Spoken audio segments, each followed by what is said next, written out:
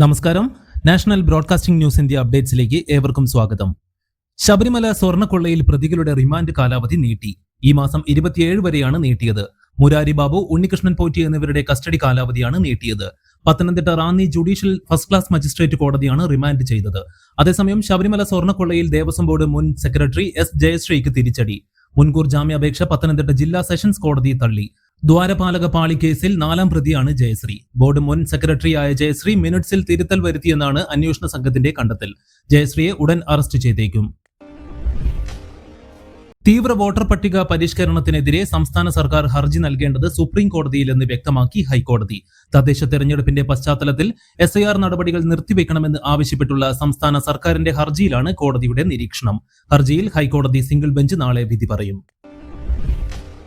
CPIക്കെതിരായ പരാമർശത്തിൽ മന്ത്രി വി ശിവൻകുട്ടിക്ക് മറുപടിയുമായി CPI സംസ്ഥാന സെക്രട്ടറി ബിനോയ് വിശ്വം രംഗത്ത്.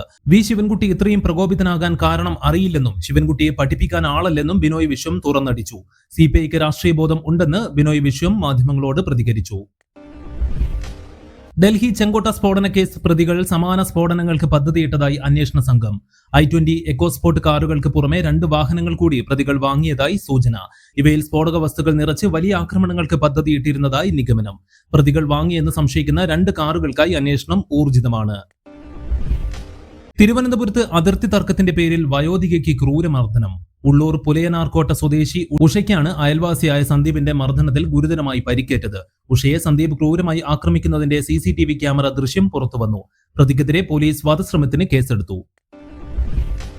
ആലപ്പുഴ അരൂർ തുറവൂർ ഉയരപ്പാത നിർമ്മാണത്തിനിടെ ഗർഡറുകൾ പതിച്ചുണ്ടായ അപകടത്തിൽ കരാർ കമ്പനിക്കെതിരെ കേസെടുത്ത് പോലീസ്. നരഹത്യ കുറ്റം ചുമത്തിയാണ് കേസെടുത്തത്. ഹരിപ്പാട് സ്വദേശിയായ പിക്കപ്പ് വാൻ ഡ്രൈവർ രാജേഷ് ആണ് മരിച്ചത്. പുലർച്ചെ 2:30-ക്കായിരുന്നു അപകടം സംഭവിച്ചത്. കൂടുതൽ വാർത്തകൾക്ക് വേണ്ടി കേൾക്കൂ national broadcasting news India updates.